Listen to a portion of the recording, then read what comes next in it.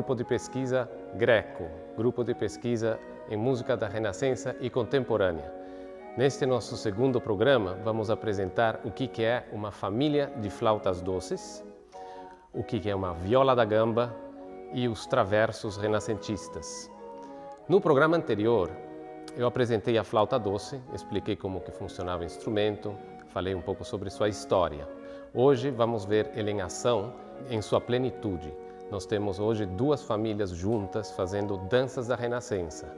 Junto às flautas doces encaixa-se a viola da gamba e 3 traversos renascentistas.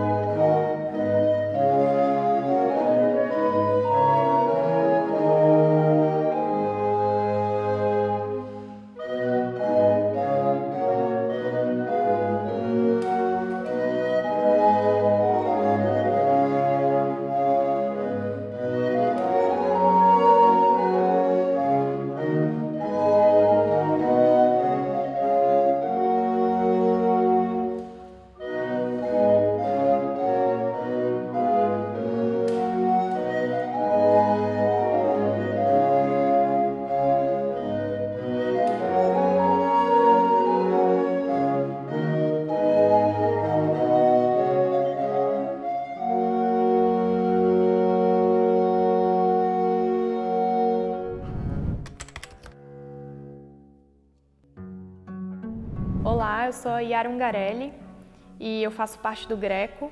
Eu toco viola da gamba, que é esse instrumento que está aqui comigo, e eu vim falar um pouquinho sobre a viola da gamba aqui hoje. A viola da gamba é um instrumento de corda friccionada, a gente usa um arco para tocar, e ela pode ter ou 6 cordas ou 7 cordas. Esse instrumento especificamente tem 7. Assim como nas flautas doce, como foi visto em consort, as flautas tocando, a viola da gamba também tem uma família, que seria o consort de violas da gamba. Essa daqui é uma baixo, então é uma gamba um pouco maior. Também existiu a tenor, a soprano, a contralto e o violone, que é um instrumento como se fosse o vovô do contrabaixo, o contrabaixo moderno que a gente conhece hoje. Uma curiosidade interessante sobre a viola da gamba é que as cordas dela são feitas de tripas de carneiro. Hoje não se descobriu ainda um material sintético que possa substituir esse material. Nas cordas dedilhadas, instrumentos de corda dedilhada antigos, já se descobriu um material que se chama nile gut, que é uma tripa sintética. No caso das cordas friccionadas ainda não existe, então a gente ainda usa tripa de carneiro.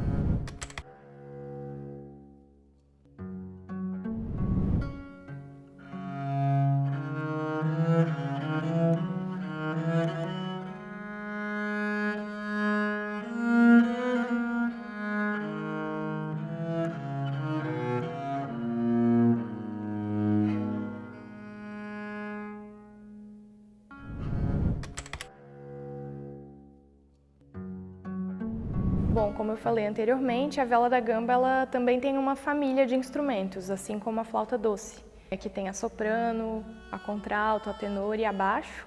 A viola da gamba, essa daqui é a baixo, Antigamente, costumava-se tocar em consortes, juntar os consortes. Então, a gente tem o consorte de flautas doce tocando junto com o consorte de traversos, tocando junto com o consorte de violas da gamba. No caso, aqui a gente tem só a viola da gamba baixo tocando com o consorte completo. Ela traz um timbre de corda friccionada, adiciona esse timbre dentro do consorte no geral. Com a gamba baixa eu toco a voz mais grave, junto com a flauta grandona, que está ali do meu lado. Bom, e essa é a viola da gamba.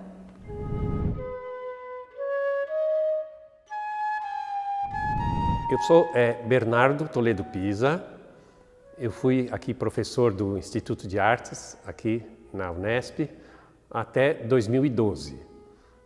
No momento eu estou colaborando, por gosto pessoal, nesse projeto do professor César. Eu estou colaborando com esse instrumento que é a flauta transversal renascentista.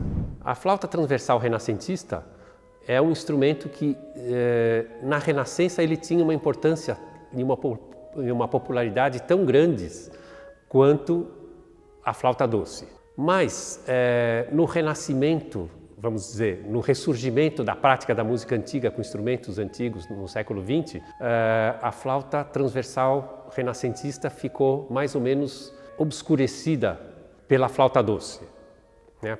E isso é compreensível porque a flauta doce tem uma variedade muito maior de instrumentos, né, que possibilita uma variação maior de timbres também, desde instrumentos muito agudos até instrumentos muito graves, e sendo que na flauta transversal isso não é possível por questões anatômicas, quer dizer, não é possível tocar um instrumento muito maior do que um certo tamanho, né? É totalmente impraticável. E, fora isso, a flauta transversal renascentista ela é um instrumento, vamos dizer, a aparência dela decepcionantemente simples, quer dizer, é um simples cilindro de madeira com 7 furos, né? Um é embocadura e os outros 6 furos são para digitação.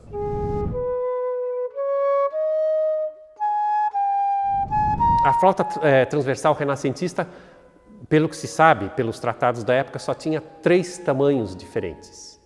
Esse tamanho é um tamanho médio, que é o chamado tenor, esse que eu tenho aqui na minha mão, e tinha um instrumento menor do que esse, que era mais ou menos 2/3 desse, e um instrumento maior do que esse, que é mais ou menos 1,5 vezes esse daqui.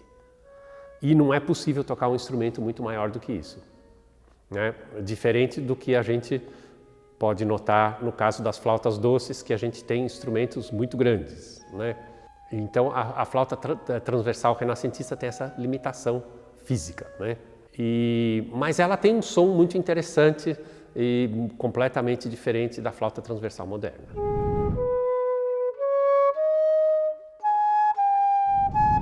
Eu vou demonstrar um pouquinho o som desse instrumento e quem ouvir vai facilmente poder comparar com o som de uma flauta moderna, que é um instrumento muito conhecido.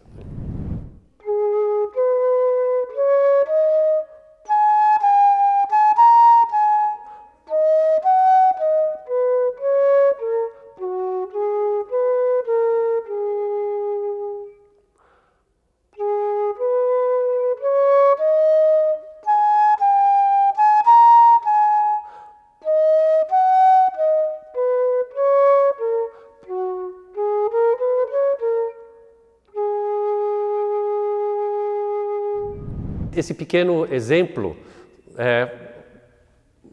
teve a intenção apenas de mostrar o som da flauta tocando sozinho, mas na verdade esse instrumento na época não era um instrumento predominantemente solista, era um instrumento que participava de grupos tocando junto com outros instrumentos. E eu acho que nessa qualidade que ele pode ser melhor apreciado.